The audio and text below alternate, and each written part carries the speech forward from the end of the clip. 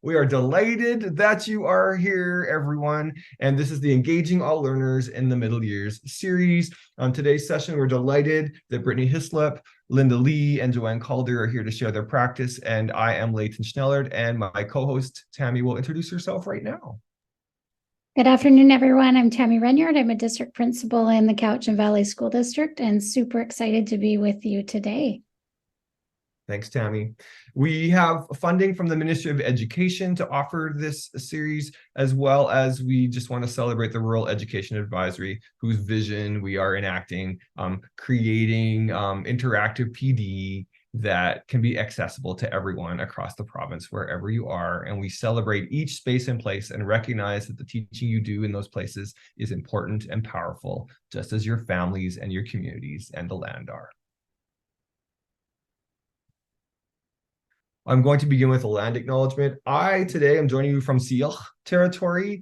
I'm so grateful to be here, living here, working here, and researching, specifically with the Penticton Indian Band. I have the great fortune to learn on the land, guided by and supported by elders. It's been a slow, important, and often difficult process as I learn other ways of knowing and being and learn to make space for those ways, even though maybe I wasn't educated often in those ways. From a Syilx perspective, one of the key ideas is Enalchenwich, which is many voices coming together. And so we really are able to draw from this powerful idea from the Syilx in Insilchin, which is we are all coming together, our many voices, learning together, growing in our own practice.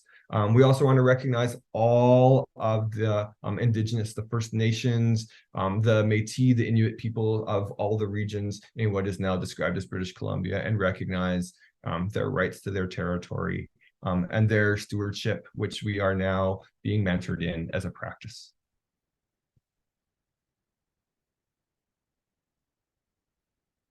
The work that we're sharing today is grounded in middle years philosophy and practice. So you can see on the right-hand side, the American Middle Level Association, they have done a beautiful job of summarizing the research in the middle years. We'll draw on that today. Then on the left-hand side, myself and Richmond colleagues, Linda Watson and Nicole Wadess, have taken those ideas and BC'd them, everyone, thinking from a Canadian context. The ideas that we've been grounding ourselves throughout the 5 years are these big ideas from middle years philosophy and pedagogy. So one is that collaboration between educators is so powerful and so supportive to help us do the work that we do, whether that's between teacher and teacher, or teacher and supports teacher, or ourselves and First Nation support workers or educational assistants. When we collaborate together, we can create and think and be more than we can by ourselves. Also, middle years philosophy really focuses on the idea that middle years learners, that's 11 to 14-year-olds, are going through this incredible developmental time. And so we as middle years teachers really recognize our responsibility to mentor and support them in this really important time of growth and change, and that they deserve and need active and personal learning. Every 10 minutes, get up and move, people, because we know our students need that. Also central to this work is that we value the diversity of our students and what they bring, and we find ways for them to bring their knowledge into the classroom. We always start by activating their prior knowledge and communicating to kids that they already know something about this, and we're going to build on to what they know. Also central to this work is giving kids opportunities to learn a concept in more than one way. I know I myself, over the course of a week, try to engage with, hands-on learning and manipulatives and reading and writing and showing and doing, so that we're working with the same concept in many ways over the course of a week. And then Lynda and Brittani and Joanne have graciously agreed to share some of their practice today, which really connects to this idea of challenging, exploratory, integrated, and relevant curriculum. How can we make learning meaningful in multi-age, multi-years classrooms, recognizing that we bring our communities together, and we use assessment to support and move the learning forward. And in the end, what we're really striving for in the middle years is helping students develop a positive identity about themselves, and that they are all learners growing from where they are at, not needing to compare themselves to anybody else but themselves, to support them to grow and become even more of themselves over the course of the year. All right, so for you, my friends, you're welcome. I read a whole bunch of research this month to try to sum up what we know about multi-age classrooms. And I know Brittani and Lynda are going to want to chime in and say, but what about this? Feel free in the chat box, friends. But really, when we look across the research, it describes how multi-age classrooms or multi-grade classrooms really are bringing together diverse kids on purpose as a classroom community, seeing that diversity as strength. The real connection to middle years philosophy is that we have high expectations for every child. It's not grade 4s or this and grade 5s or that. You're all growing and I can't wait to see where you grow. And everybody's got further to go. And then lastly, we're really thinking about how we organize our classrooms and our teaching and our spaces in ways that support meaningful relationships, community, connectedness, and learning. Research suggests that multi-grade or multi-age groupings really do support kids to have more positive self-concepts and confidence because we're mentoring and nurturing them over years. We have relationship over time. And so there is a fair bit of research around the social and emotional benefits of multi-age classrooms. And then lastly, the research also says that we have to think about our design, less about what's this grade and more about who are these learners. And we draw the curriculum in within the learning that we engage in. And then we differentiate from there. We say everybody deserves different ways to show their learning or to engage in their learning. On the next slide, you might know this term. If you don't, you're welcome. Hashtag looping. Remember when we used to use Twitter? I used it to advertise the session, so don't be too judgy, everybody. But the research on looping is this idea that you stay with students for 1 or 2 years. In some of the, when I was teaching in the middle years, I taught grades 7, 8, 9 combined.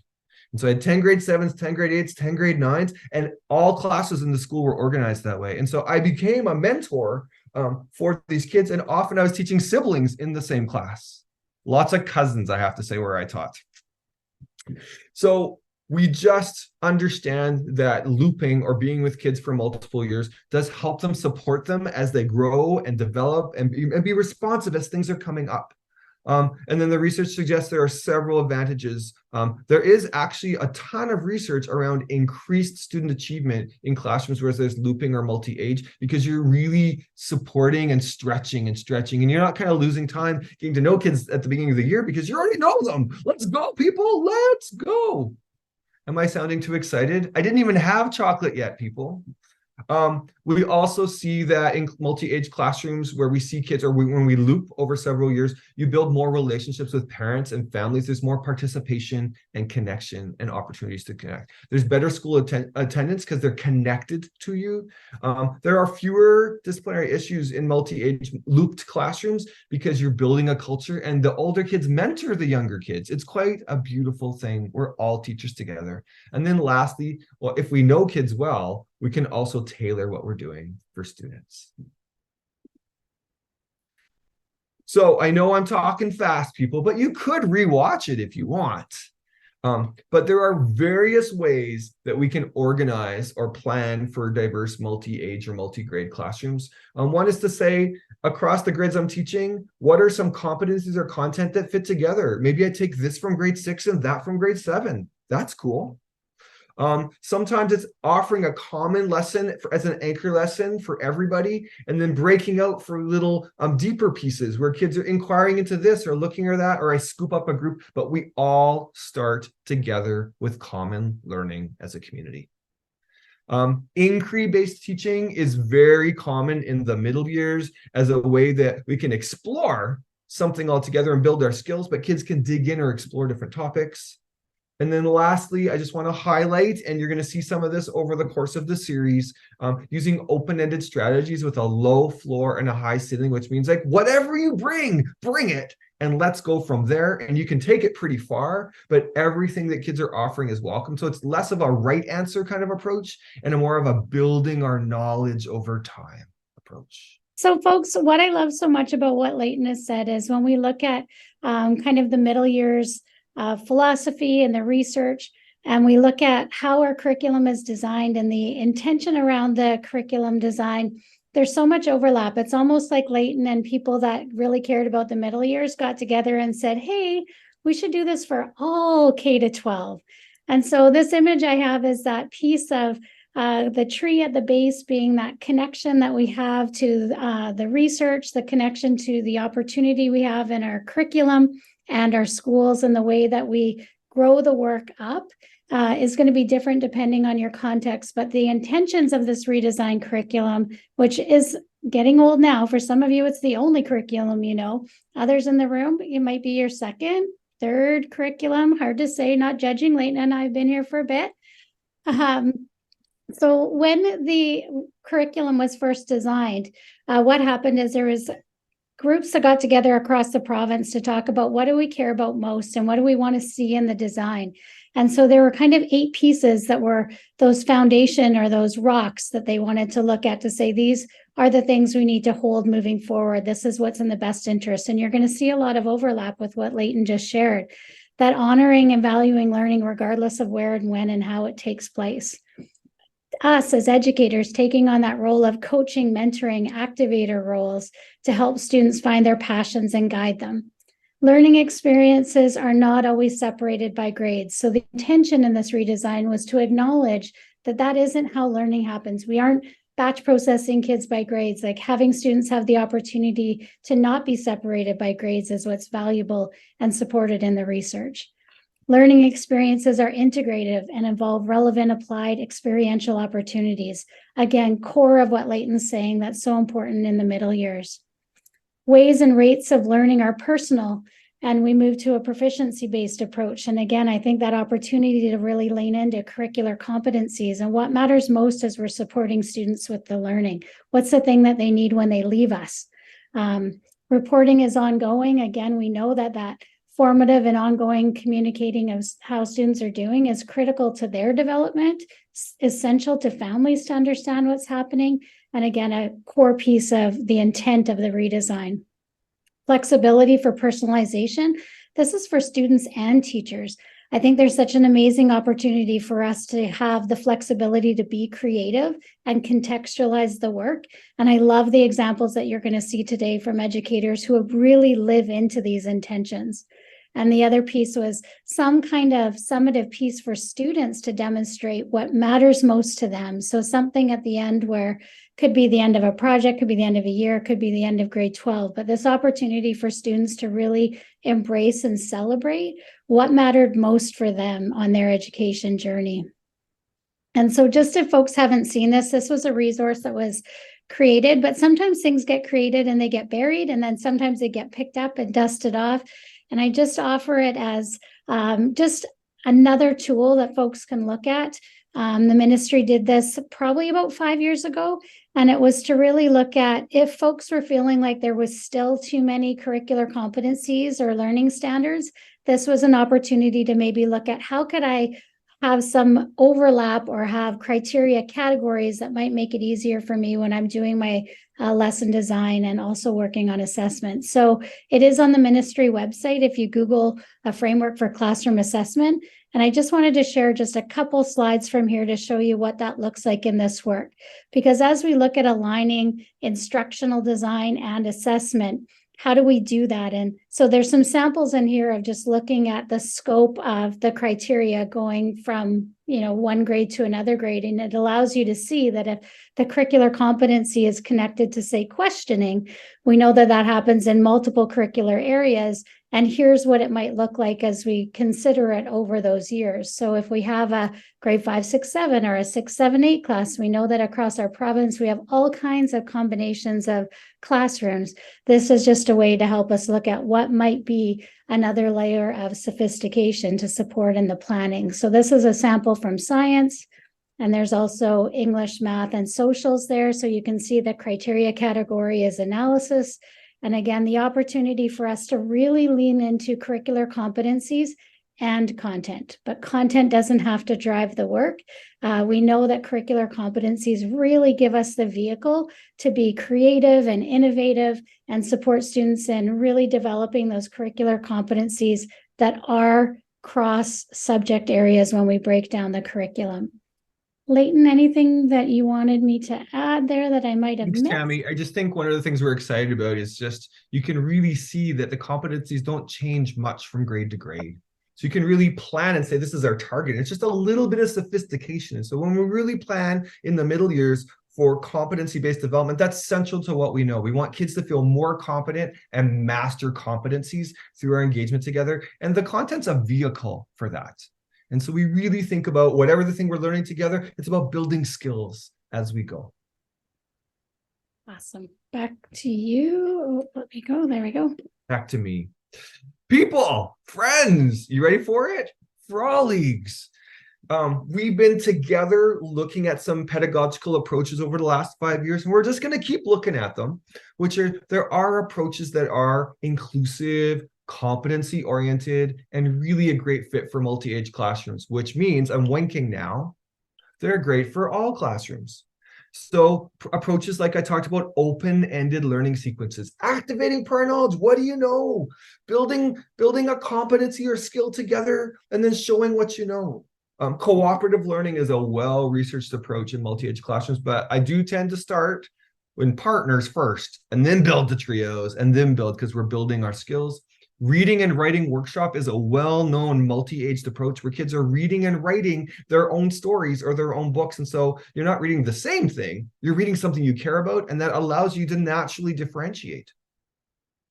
Using text sets like literature circles or information circles. Last year I did numeracy circles, but this idea that we're all in circles doing the same concept or same idea, but with different texts or word problems. Social emotional learnings for everybody. And so really focusing on nurturing those capacities. Tammy talked about formative assessment. Everybody deserves a little bit of feedback. Everybody should get a chance to set a goal. And everybody needs a chance by the end of the week to say, how do I get better at my goal? And what's my goal for next week? The kids don't have to yell it, but I have to say I do sound a lot like a middle years kid.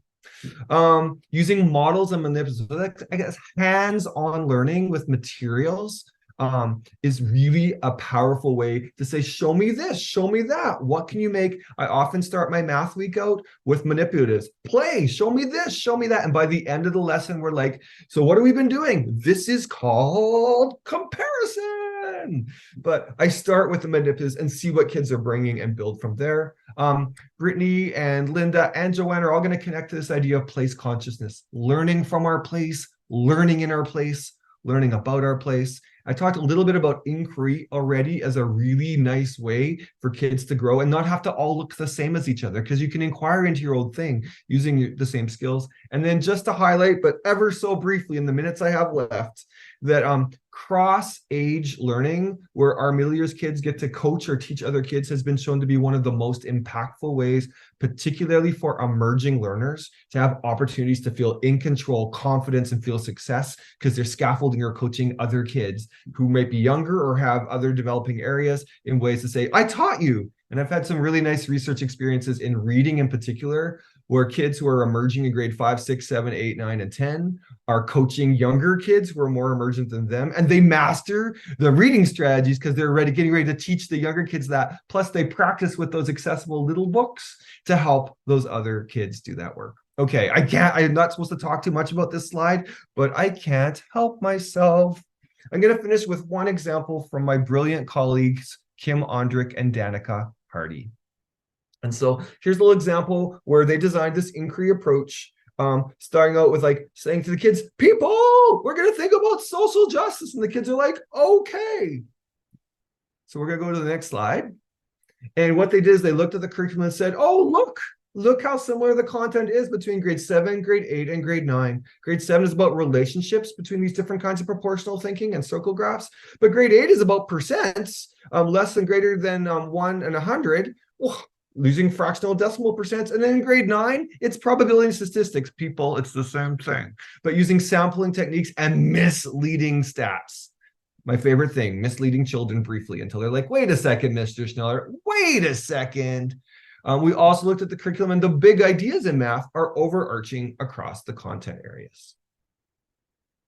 So what they did is they said to kids, you are going to have to find a social issue, so an epidemic or a natural disaster that agitates you, something that you hope doesn't happen again.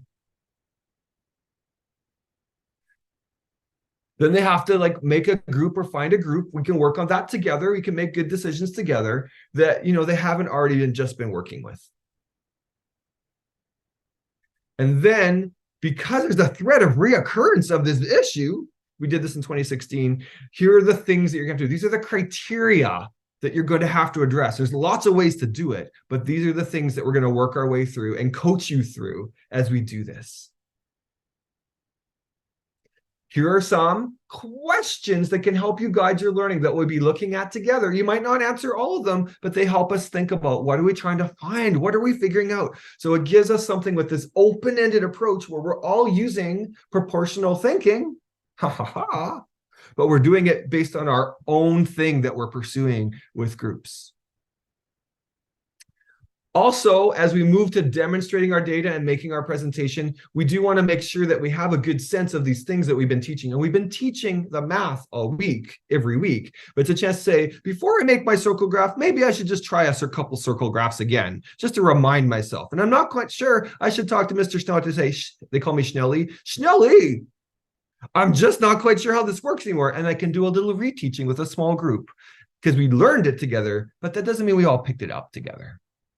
And there, my friends, same thing, just some examples of some practice things as we go to representing our data. Remember, we've been teaching these approaches during the unit, but as we get to demonstrating what we've been learning about our disaster, we want to be able to compile them and revisit these things that we've learned, to apply it to things we care about and we want to teach others about.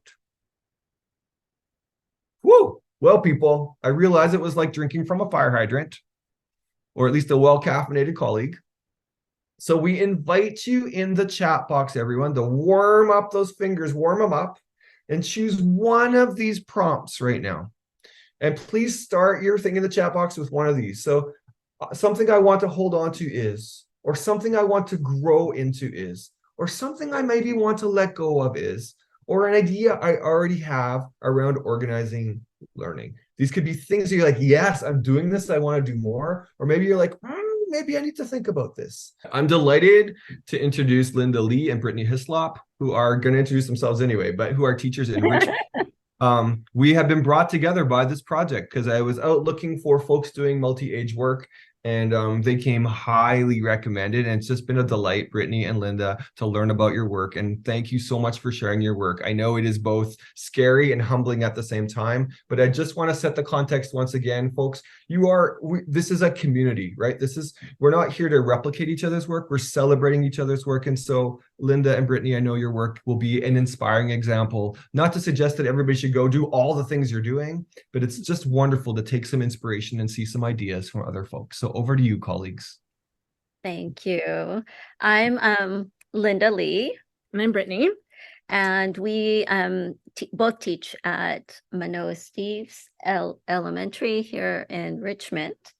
And we teach in the neighborhood program, which if you're not familiar with what that means, sometimes we have programs that have other programs. So we have a school with a different stream as well, French sometimes or Montessori.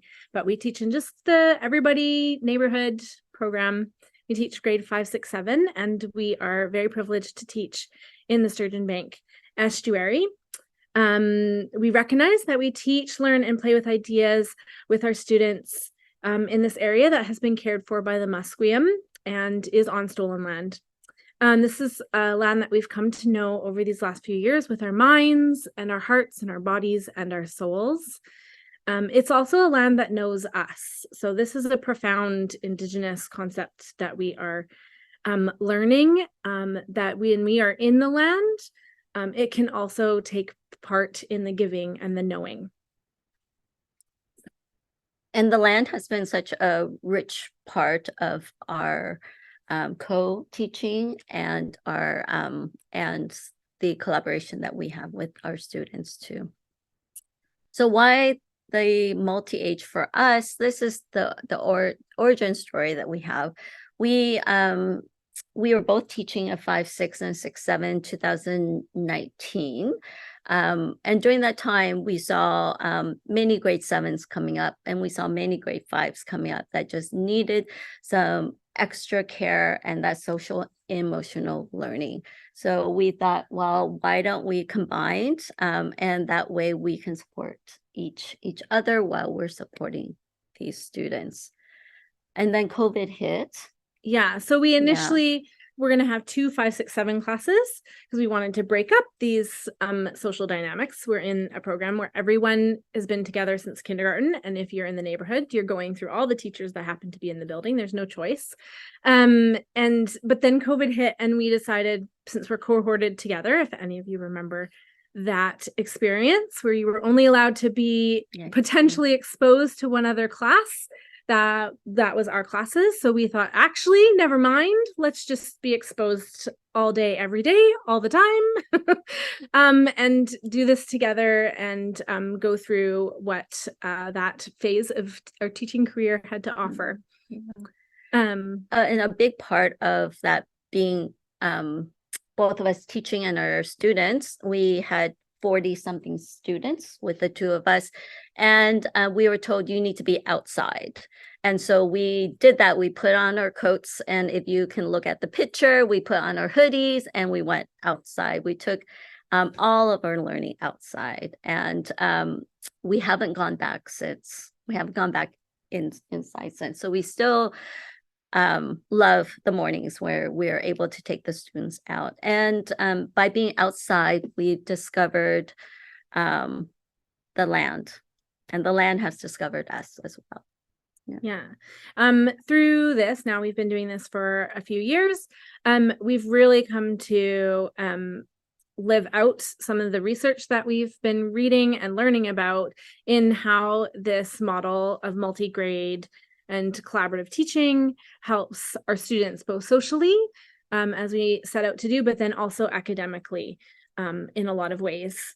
So we are able to build relationships with our students, as Leyton had earlier talked about, and not just with our students, but with our families as well. I think we have one family that has now been with us for 10 years.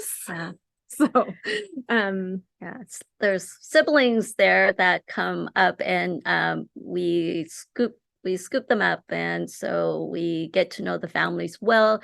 The communication is open, and because of this looping, we have trust that we built, and that's so important for students.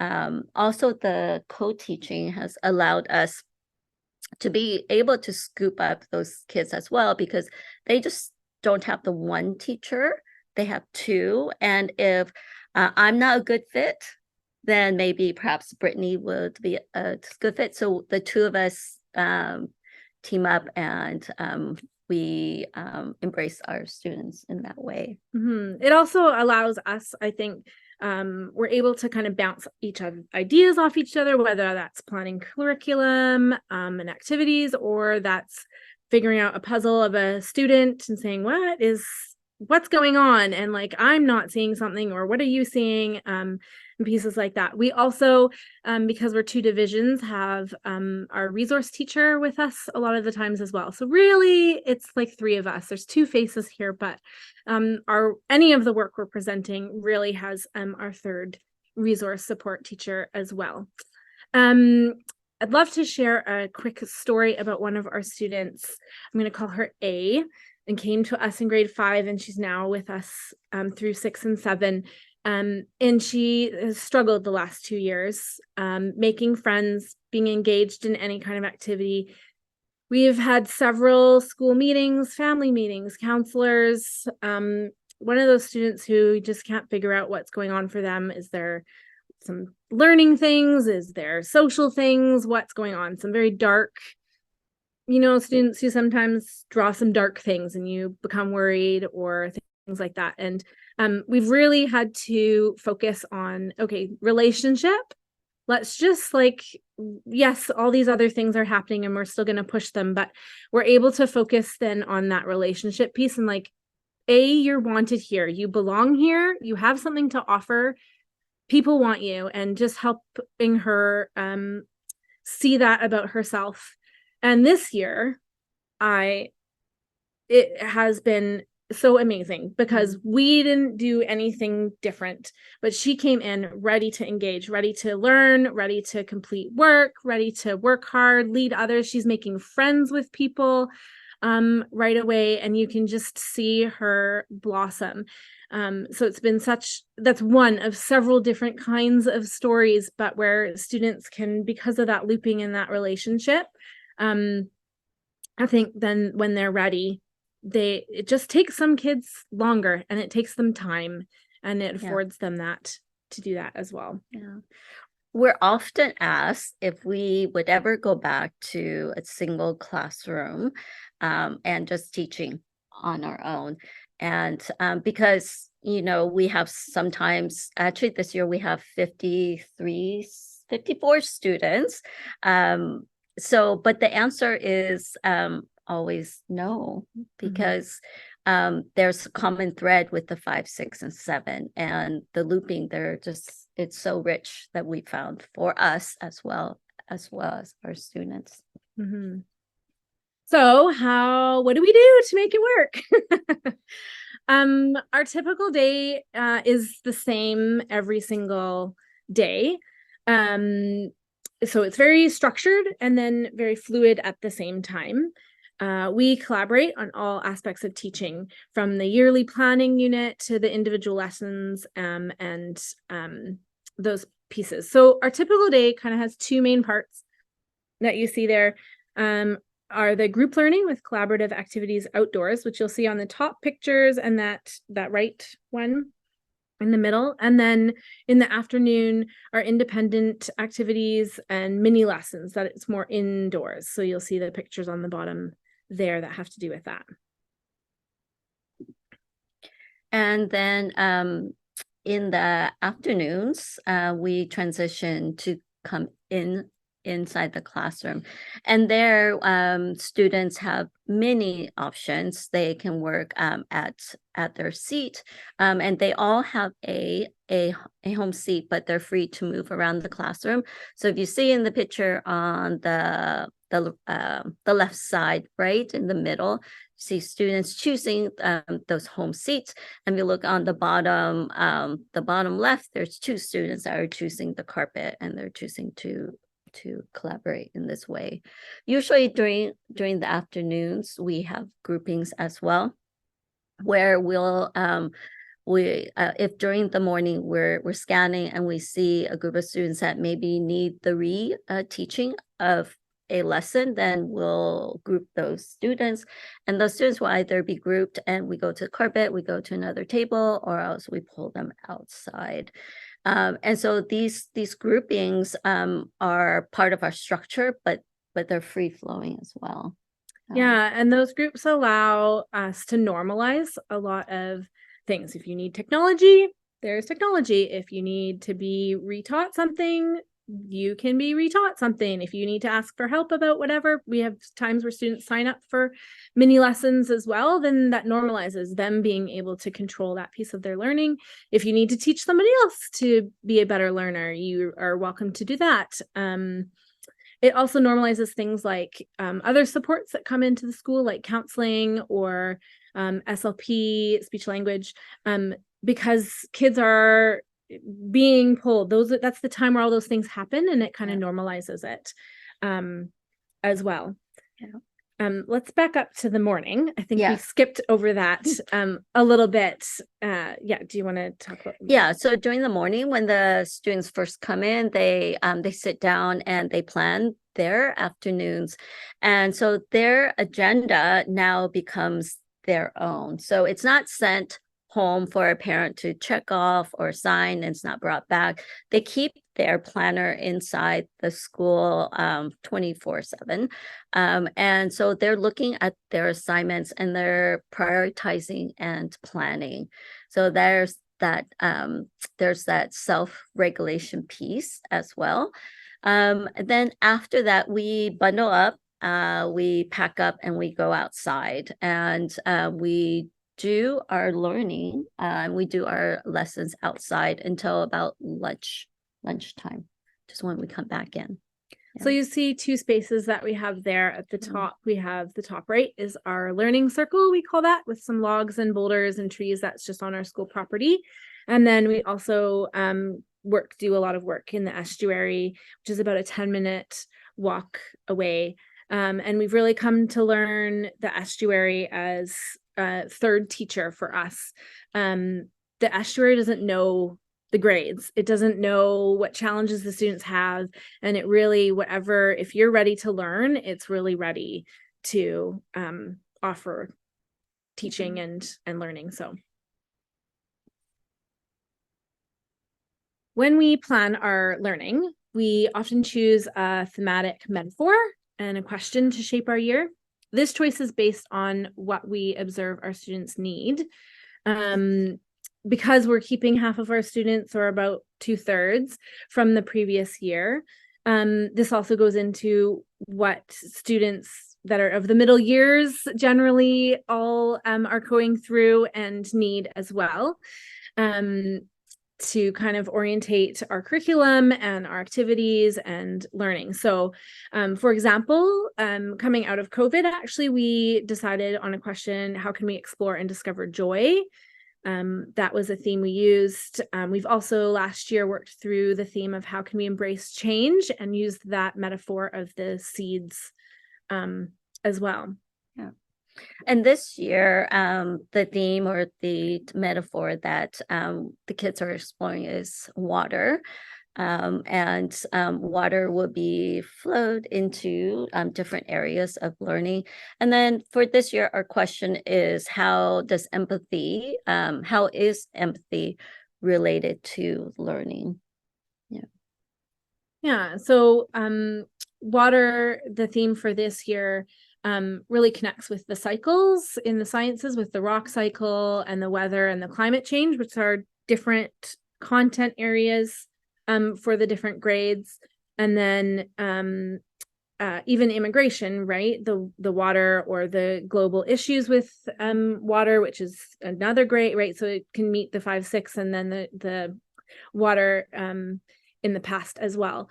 And so you're able to kind of connect all the content to a metaphor or a theme and pull it out like that, as well as Tammy had pointed out the skills. So we're really focused on the process of learning, and we really plan, and that kind of can stay the same, because the kids that we're always getting are going through the same kind of process developmentally, where we're focusing on this is what questioning would look at the different grades and across the different subjects as well. So we'll give a couple examples that can hopefully help you put that into a practice of how we come across this. This is an example of learning from last year, and our question was: how can we embrace change? And so this was presented to the whole class, and Brittany and I were thinking about this over the summer and just trying to explore this question and what it could look like. And so the idea of change, and we first have brought that into how does, in terms of science, how does matter change? And so we had gone through that, and then how do elements and compounds and mixtures change? And then the idea of bread came in. Over COVID. Brittany so kindly gave me some starter, and so I've been babying and cooking with that starter. And so we started to make bread, and then that question of change just blossomed into all of these different areas. So definitely in science, and then in math as well. The students had to be able to read the recipe and use fractions, and Brittany purposefully gave them different fractions to be able to measure. So the students that needed the practice the most.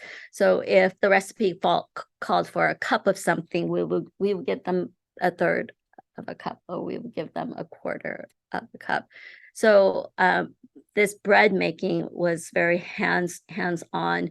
And as we just followed it, we just discovered that it fit into so many curricular themes.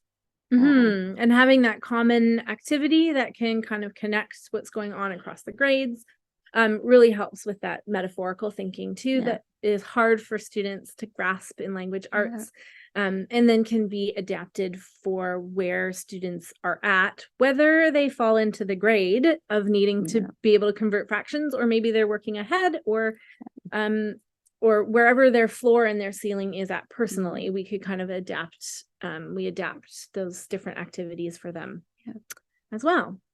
And we also we appreciate the process of planning with a question, because it's open-ended, and we can take the question depending on where our students are currently at, and we can take that question and start to plan, thinking about our students in mind. And we have another example from this year about weaving, but I'm looking at the time, and maybe do you want to do this one? Sure. Okay. Here's an example weaving. So one of our question for this year was, how is empathy connected to learning?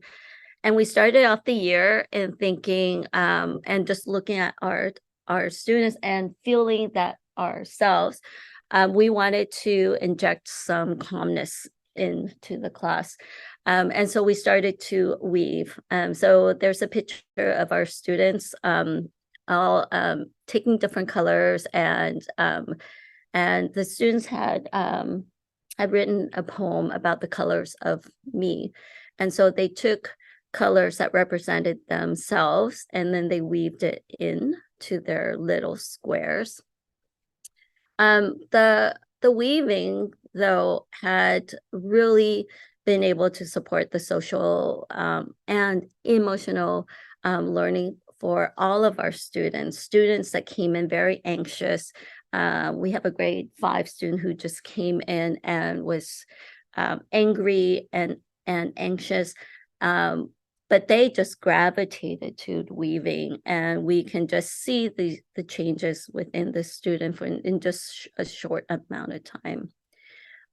Also, that empathy piece for us, if you look in the back, students, once they have their pieces done, then we sew them, and we're creating a quilt. And so that represents the learning of all of us, because the pieces of weaving are all different.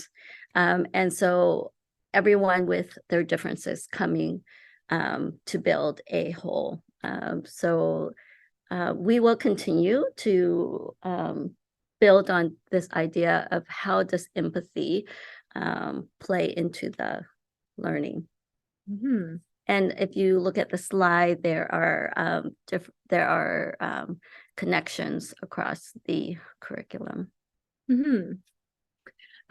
We also have a lot of thinking and just daily routines and thinking routines that are incorporated into the class to encourage reflection, critical and creative thinking, and a deeper understanding of concepts. So we really sit with some of these concepts for a very long time, and have a very year-long approach to these concepts as well, so that they can revisit them from a lot of different angles as they're going as well.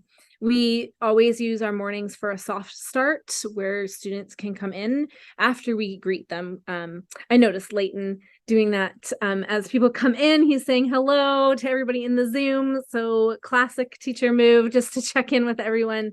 That's important to us in the morning. And then we have students do a soft start. Generally, they're the same kinds of routines that students are used to, so that we're able to follow up with anyone who needs to be checked in on, that relationship building, or following up with various things as they're planning for their day, and they're doing a soft start as well. Yeah. And then some of the thinking structures that we have in place, we do because we're outside quite a bit, we do a walk and talk. So we'll pose a question during a lesson, and to get the kids up, and some at times we'll pair them, or sometimes we just send them off to talk about the question or to answer a question.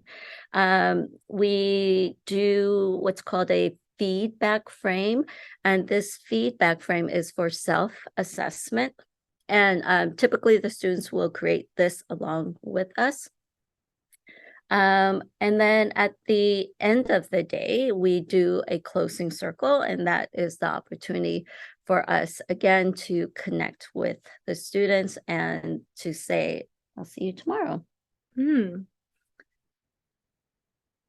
I think that's some of the little pieces of our learning of this kind of teaching, and hopefully you've gleaned something from that. We've actually really found this really good to reflect on all these pieces. So thank you for the opportunity to share our story.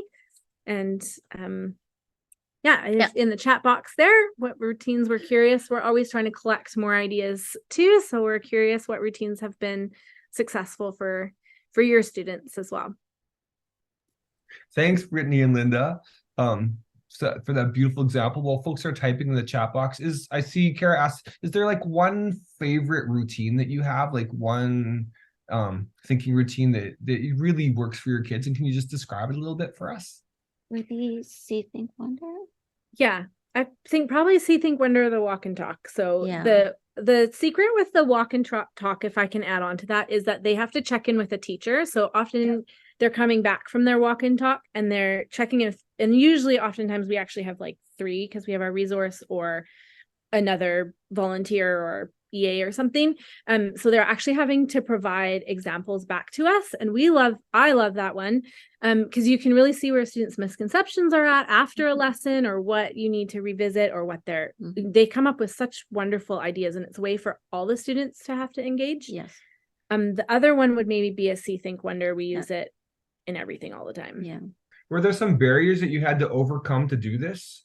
And then how did you approach that? What advice would you give to folks trying to get this going and what they might encounter? You have to be really flexible. Yeah. And be like open communication. So whoever you're doing it with, I think you need to just be very like comfortable and candid. Like, this is working, this is not. Here's how we overcome barriers. Yeah. We have our own routine. Yeah. So every week we sit down, and I would suggest this if you're doing multi-grade on your own and you have a resource teacher, is every week we sit down and we say what's working well, and we like force ourselves to come up with something, because we all have those weeks where it feels like nothing is working. But to name something or a few things that are working well, and then what's not working well, and like what are small things we can do. I would, whatever kind of barrier, there's lots of barriers and there's lots of ways to overcome them. But I think that is like our weekly routine that really helps. Yeah. And the co-teaching is something that I don't think I ever want to go back to a single classroom, because as much as the students need that support from us, we need that support from each other. And so, And we can sit here after a few years and maybe it looks a little bit different, but it wasn't maybe like this at the beginning either. So thanks, folks. Brittany and Lynda, I am just so thrilled that you were willing to share. I just wanted to start by saying thank you to Lynda and Brittany. I found that so inspirational, motivational, gave me lots of ideas. And I also can't believe how many similarities there are between your situation and my situation, just at school district over, and how COVID was such a catalyst, it sounds like, for both of us to really make some huge changes in our practice. I too started going outside so much more, initially out of fear, and then I realized there's no going back. I love being outside. And like you, I have a teaching BFF who we co-plan everything for our 6-7 groups. So anyway, my name's Joanne Calder. I am a grade 6 and 7 teacher at Beech Grove Elementary in the Delta School District in Tsawwassen. I do have a website where a lot of the things I'm sharing today, if some of them interest you or you want to have a closer look or tweak them for your own, feel free to have a peek on there. I've also started, and my teen and young adult children say it's so cringy, but my teaching BFF and I just started getting into the world of TikTok and been making a weekly middle school minute, we call it. So if you're looking for good novel ideas or things that we like, feel free to tune into that as well. I would like to acknowledge that I live, work, and love my life on the traditional territory of the Tsawwassen and Musqueam First Nations and all of the Hunkaminam speaking peoples. And I appreciate this more and more every day as I get out with my students. The picture I've put here is of my 6-7s out. We too start our day and do an hour typically outside every morning to start our day. Then we typically come back in and go back out again in the afternoon for more learning. So this is a picture of us. We are very lucky that we have, we're quite close to the beach, like you, close to a waterway. and we can learn from the land. But I've been thinking about this, and really you can do this sort of thing anywhere, even in a very urban setting or a very rural setting at that as well. So today I wanted to focus on talking about designing competency and inquiry-based units for multi-grade classrooms. I've really changed my planning over the years. I figured out recently, this is my 30th year in a classroom, British Columbia classroom, and my teaching has really evolved and changed over the years. And so here's just a snapshot of where I'm at in that journey now. So switching over from being very content focused and product driven to competency focused and process driven, here are some advantages I've observed personally from making this shift over the years. So one, having an overarching question across multiple subject and content areas allows students to make deeper connections. You can easily incorporate all of the core competencies. It provides a way to authentically embed Indigenous ways of knowing, such as outdoor learning, connecting with land, community, and elders, developing identity. It improves engagement of students, I find, by using real, authentic, and real-life problems and questions. And it makes it easier to differentiate learning for all of our students, especially in multi-age. And really, I'm a little envious that you also have 5s in the mix. I think that's ideal. I don't know if I can convince our school district. They prefer to keep single grades, and we have to argue every year that we want our 2 6-7s. We don't want a 7 and a 6-7 because we really enjoy the variation in developmental stages.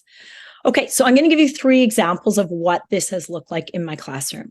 So 2 years ago, I'm going to use we. My BFF is her name's Nancy Klassen, and we plan and execute everything together. We do spend parts of the day in our own classrooms, but we come together multiple times a day. So this first one came about, my husband was actually working on some things with accessibility in his job as an engineer. And I started to think, that's actually a topic that my students might really embrace and be interested in. So I came up with this question, and I thought, what do I want our end product to be? And my husband had told me that he was working with our local community of Delta with the brand newly formed accessibility committee. And I thought, wouldn't it be nice to get a student's perspective, children's perspectives, middle schoolers' perspectives on what accessibility was like for them and what they saw as a vision in the community. So I thought our end product would be to make some decisions about recommendations for this committee. And that was the task we set out to do.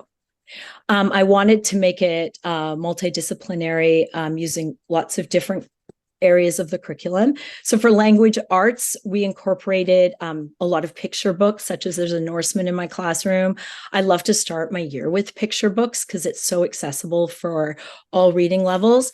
My Left Foot was a great short story we found. And then I did a read aloud of Out of My Mind, which is about a girl with cerebral palsy who has all sorts of accessibility barriers. And we did all of our reading strategies through that. Social studies, we got into the whole justice end of accessibility. We did a deep dive into the Declaration of Human Rights, Canadian Charter, and UN Sustainable Goals, and looked at where accessibility came into each of those areas. And we did an analysis and share out on that. For STEM, we did so many things. And I have to say, this is one part of the curriculum where I am quite systematic is with my math content. However, with these big questions, I try and pull in as many different content pieces as I can to take them off our plate of our sort of day-to-day, more structured math instruction. So for here, we we explored what is the slope of an ideal ramp into a building. And we walked all around the community. We learned to use our protractors. We did an open-ended project where they had to design a ramp. And then everybody in their partners came up with what they thought the ideal degrees would be. And what they initially thought, like they were saying, 45 to 60 degrees. But when we actually got out there, the ideal ramp's only about 10 degrees. And they quickly figured that out as they started testing it out. Later in the year, when we came to our geometry unit, really, it was a 20-minute worksheet review of using protractors. And because we had done this authentic task, they all remembered it. Like the retention of their understanding was phenomenal. And you know how kids, when you do protractors, they always look at the wrong side of numbers, and they start and it's a 10-degree angle, but they're saying it's 170 degrees because they're looking at the numbers the wrong way.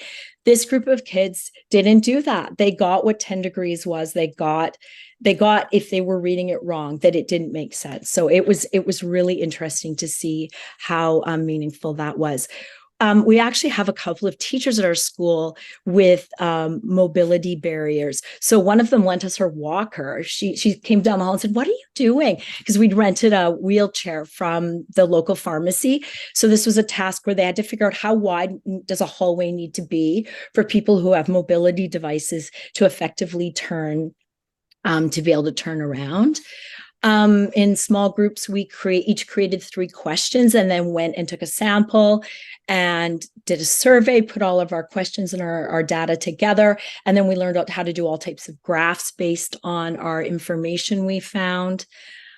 They also, you can see here, I've made a comment. We learned all about qualitative and quantitative observations, how to take detailed observations. They each did an analysis of accessibility in their own homes.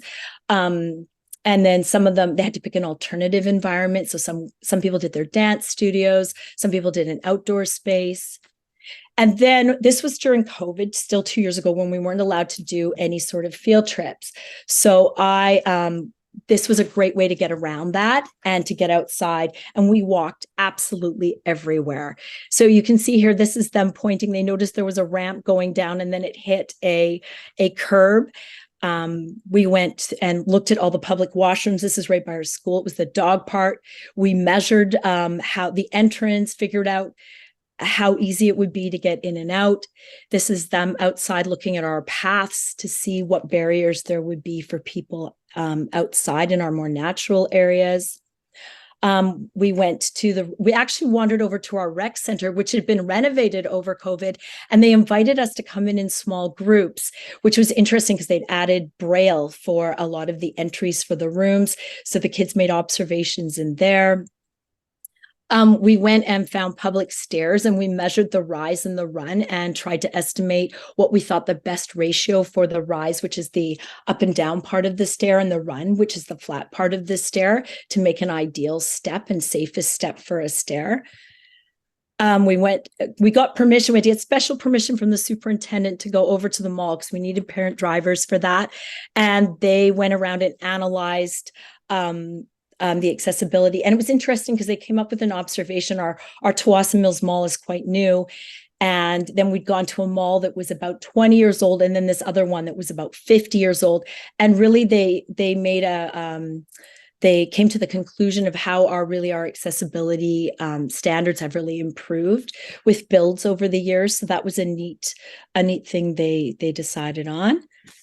And so everyone, when we go places, I always have a specific task for them, and I give each student a clipboard. I've found over the years that really increases accountability when we head out of the classroom.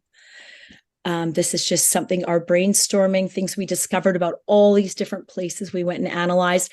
Now, this was really neat. So our kindergarten class, one of our kindergarten classes, noticed we were outside a lot doing these things. And they came up to us one day as a group and said, "So we're wondering, what are you doing? We keep seeing you out our windows." So they started their own inquiry. And you can see they've got a wagon here that they are pulling over different surfaces to see. They were learning about bumpy and smooth. And then they went and measured the width of the parking spaces in our parking lot with Unifix cubes and wrote us this letter. So we decided, okay, how would we redesign? We agree with them. How would we redesign our parking lot to fit another accessible parking space?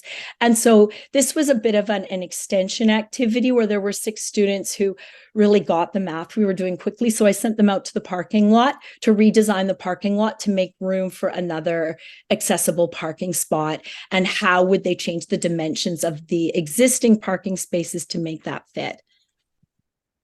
This just touched my heart, so I had to include this. We ended up, the kindergarten class ended up interviewing us about accessibility.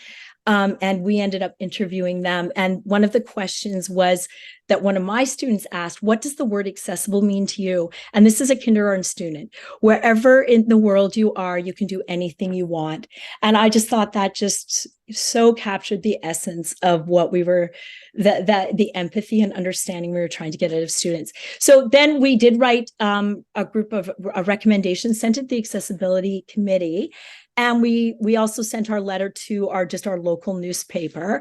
And then we got just community connections. We got this amazing letter back from this woman who I think she was over 100 years old and was in one of our local care homes. And she wrote us all her suggestions about accessibility with her aging body, the things that she needed accommodations for that she didn't used to. And then all my students wrote back to her. It was, and how much she said how much she appreciated our inquiry project. So that was really neat. The kids really enjoyed that. And Rick Hansen ended up contacting us. And then we were able to zoom in a speaker from Rick Hansen. I have to say, for people who live in more remote locations, this was COVID and we couldn't see people face to face. So we zoomed in a lot of experts and people who we thought would be interesting to talk to about this topic. So it's really, and that's something I've kept with even now. We can go other places. I'm regularly zooming people in because it's just such an easy and convenient way to access someone else's expertise. And I'm finding people are so generous with their time. If I say, hey, can you pop in virtually to my class for 20 minutes? I know you know a lot about this particular topic and we have some questions for you. Okay, I'm just going to do this second one really quickly because I want to get to the third one. So second question that this is a bit of a long story how I got into this one, but this one goes right back to the 1990s with my teaching and it's evolved over the years. And now this inquiry question is constantly on the go in my classroom. I have this up on a big poster board at the front of the class because I talk a lot about justice, fairness, equity, equality, what the difference between those words are, what makes a just and fair society. That being said, most years I do a deep dive into this inquiry question as well. A few years ago, I actually ended up writing 3 units for my PETA and the Justice Education Society. And these are all, you can get them through my website or my PETA. But I take some variation of all these questions and put them together. So the grade 5 one are what are some ways the Canadian government's been unsuccessful in meeting the needs of all Canadians through its government rules and laws. The grade 6 one, which is really the overarching question I like to use and I pull from the grade 5 and 7 ones. And the grade 7 one, how's the concept of justice evolved since ancient times? So those are 3 full units, which you can access and use for free in those spots. And how I like to pull other things in with this question is I love to get into dystopian novels. The Giver, that's one book I always come back to. I just really enjoy that book. We always do comparison writing between the Giver book and the movie. And then we connect systems of government that we're learning about and the sort of idea of fairness and justice with this particular dystopian society. Sometimes I always read that one aloud. Then sometimes I go into literature circles with all kinds of dystopian novels. My class this year's super into mysteries, true crime. I'm having trouble finding age-appropriate true crime, but that's something I'm working on because they keep requesting it. But we're going to do a deep dive into mysteries with this question a little later in the year. What I like about this is there's lots of fine arts that I'm able to pull in. We always do a mock trial and we go to a courthouse. You may not know this, but the courthouses all over BC welcome students to come in for a field trip. Lots of art with the human rights. And then Tableau, it's just a little drama activity where they make a still shot of different scenes in different picture books. Once again, I love using picture books for this theme as well. Forensic science, something I often do concurrently because it ties in. And somebody was talking to me, a student teacher I had came to see me and said, I'm so stressed. There's a year 1 and year 2 science, and I've got a 6 and 7 class, and I don't know how I'm going to do. Or no, she had a 5-6, but everybody else was 6-7, but it was her grade 7 year to do the science, but she had her 5s and she didn't know how she was going to. I said, oh my gosh, don't even worry about that. do something with a much bigger question and just focus on the competencies. So that's what forensic science is. That's so great. It gets a little bit into the chemistry and the content, but it's so great for addressing so many of the competencies in our science curriculum, especially. This one, once again, tons of great guest speakers, police liaison officer, law courts, police museum, lots of different things you can do with justice. Okay, this is one that's still a work in progress for me. But it has so much potential and so many directions to go in. I actually started this last school year with my class. We began it in September, and we actually carried it through the whole year, and it was a major focus until about February. That was our primary question in our classroom. So how do our human-made systems impact our natural systems? So the underlying thing we were looking at was really climate change. And I made one sheet that we used over and over and over again. And the kids did not get tired of this. And the questions were so deep, yet easy enough. We're talking about low level, high ceiling. Everybody had their entry point with this, but then people could take it to the next level. On the backside of the sheet, I had spaces for drawing a diagram or a picture of the system that we were analyzing. So for this, we started just with our classroom as a system at the beginning of the year and had to look at how the classroom runs. And I talked about the systems I typically had in place most years and asked them for suggestions on improvement on our classroom systems or systems that would work specifically for the group of people we had in our room that year. So we did an analysis of that. Then we started to look at our whole school as a system. Then we looked at our school district as a system, with our school as a subsystem, and then our classroom as a subsystem of the school. So you can see it actually can get your mind going and going and going when you start to think about all of our how systems are connected in our world. And then we talked a lot about natural systems versus designed or human-made systems and what the difference between the two. With this, we got out and about, and I love this because you could do this anywhere in our province. You could be somewhere super rural and go out and just look at your water systems.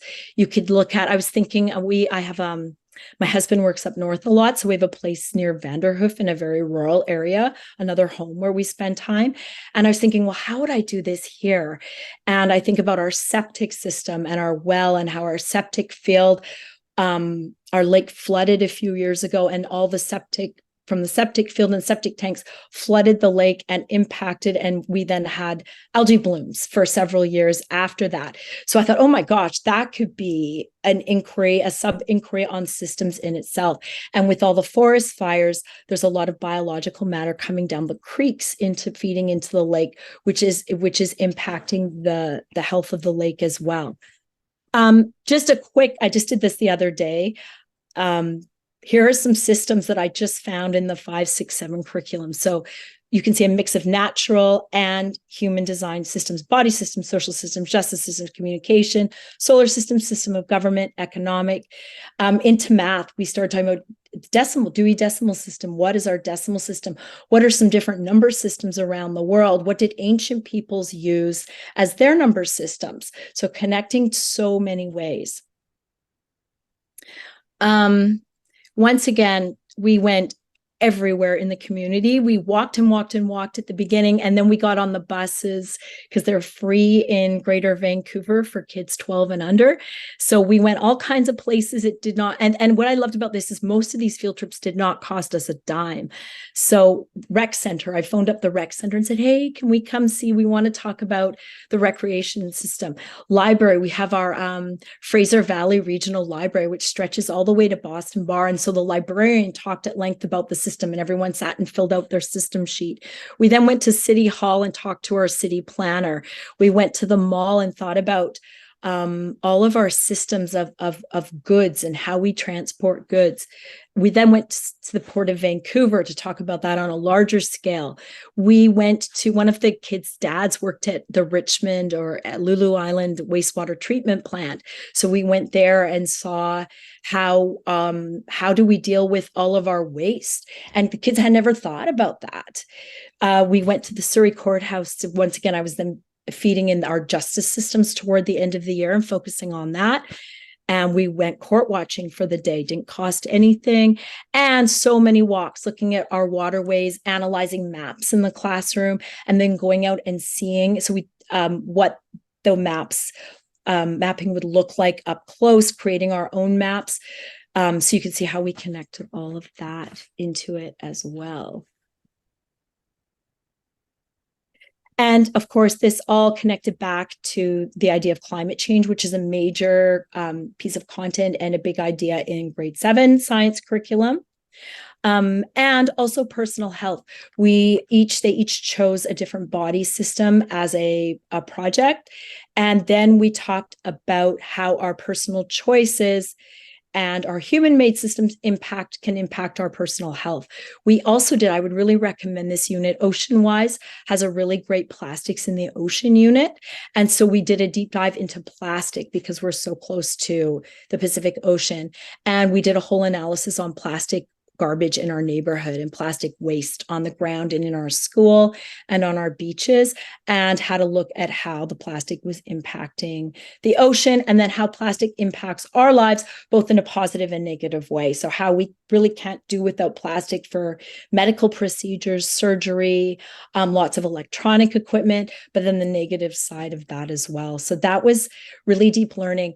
One thing I knew this really stuck with the kids, like you, we do a lot of looping, and our 6s we keep for 7. So a lot of kids we do have for 2 years between our 2 classes. We're reading the book No Fixed Address right now. Some of you may know that one. It's so good. And we were doing an activity where they were endorsing, accepting, or opposing whether one of the main characters, the mother, lied to get her son into late French immersion. And they were saying whether or not they felt that that was an okay thing for her to do. And one of the girls who was in our class last year made a compelling argument as to how our system is set up in a really fair way she thought, to choose who got into that program, and gave details and used so much of the language of that system sheet we did last year. So I was super impressed, because I'm like, wow, this has been a good 6 months since we've really talked about it at length. And she really has developed a deep understanding of how systems work. So I was really pleased when that happened. Thank you so much. And once again, I do have a website. All this stuff is for free on there that you've seen. The only thing, I don't have any of my systems stuff up there yet. It's still a work in progress, but everything about my first 2 examples you can find on there. So if you want to have a look, and if anyone would like that system sheet, I'm very happy to email it to you.